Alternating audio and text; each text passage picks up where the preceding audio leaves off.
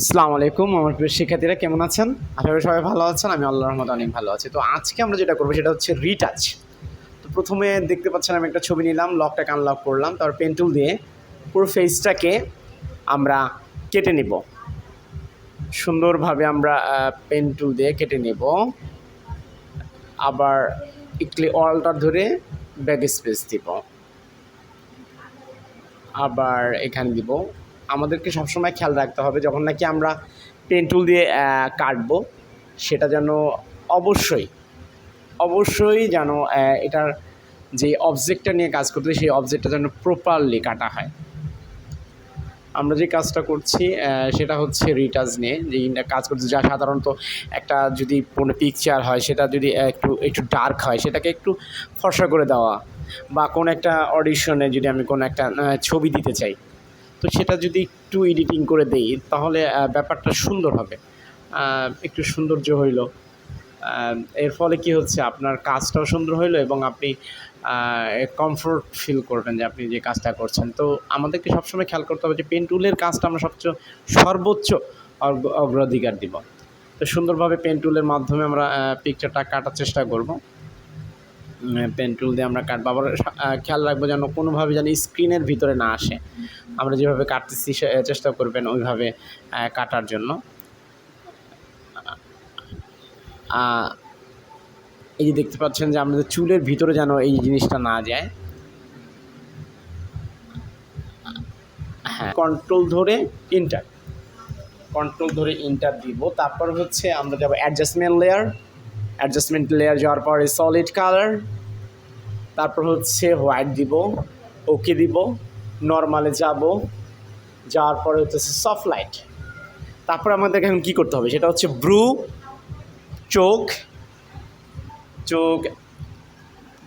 চোখ এবং হইতেছে মুখটাকে সিলেক্ট করতে হইব।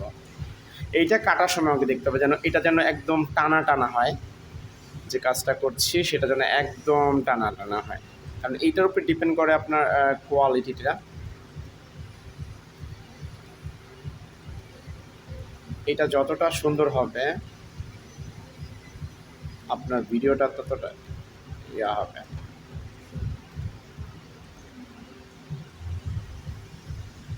আমাদের খেয়াল রাখবো 2-3টা ক্লিকের বাইরে যেন না হয়।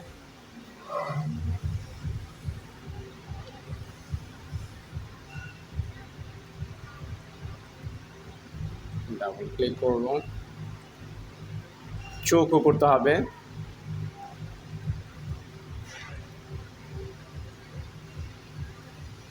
চোখের এই যে বাম সাইডের যে কর্নারটা এটা একটু খেয়াল রাখবো আমরা যেন ভিতরে না চলে যায়।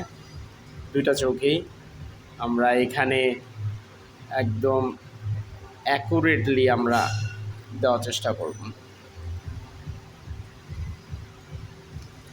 এর সাথে আমরা ঠোঁটটাও নিয়ে নিব, কারণ আমরা এই ঠোঁটটাকে আমরা রিটাচ করতে চাচ্ছি, যে এখানে যদি আমরা কোনো একটা কালার দিয়ে লিপস্টিকের কাজটা করে ফেলতে পারি সেটা আমাদের জন্য পারফেক্ট হবে।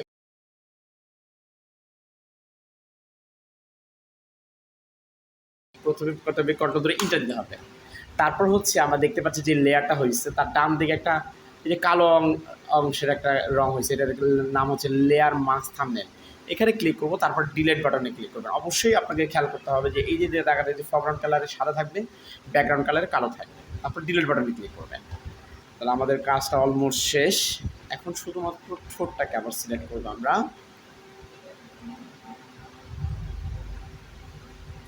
ঠোঁটটাকে আবার সিলেক্ট করব, আমরা ঠোঁটটাকে লিপস্টিক দিয়ে দেওয়ার চেষ্টা করব।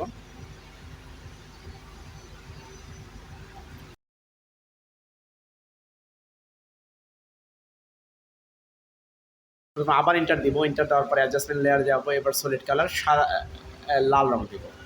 লাল রং দেওয়ার পরে নর্মালে যাব, তারপরে মাল্টিপ্লাই। আবার আমরা জুম করব, জুম করার পরে শুধুমাত্র দাঁতের এই অংশটুকু সিলেক্ট করব। দাঁতের অংশটুকু সিলেক্ট করব।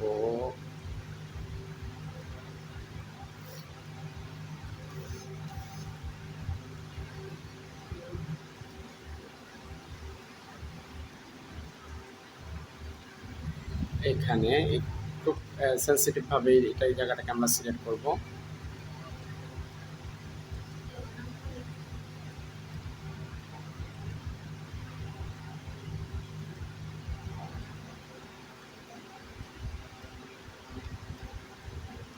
কন্ট্রোল ধরে ইন্টার, দেন আবার add layer thumbnail, layer mask thumbnail, delete, control ধরে ডি। এখন আমরা এটাকে একটু লিকুইড করে ফেলবো। এই জায়গাটায় আমরা ডাবল ক্লিক করব।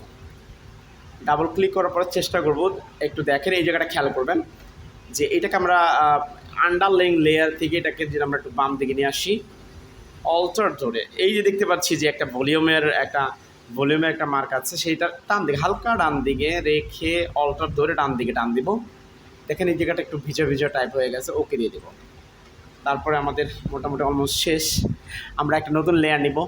লেয়ার নেওয়ার পরে আমরা নেব হচ্ছে ব্রাশ টুল, এটাকে কালো রাখবো, সব কালো রাখবো। রাখার পরে জাস্ট এই জায়গায় একটা এখানে রেখে আমি হার্ডনেসে দিয়ে খেয়াল রাখবো, অপাসিটি 100%, ফ্লো 100%, অপাসিটি 100%, এখানে ফিলটা 100% দিয়ে এখানে ক্লিক করব। তাহলে একটা টিপ হয়ে যাবে। এছাড়াও আরেকটু কাস্টমাইজ করতে পারি। নতুন একটা লেয়ার নিব। লেয়ার নেওয়ার পরে এটাকে একটু ব্রাশটাকে ছোট করব।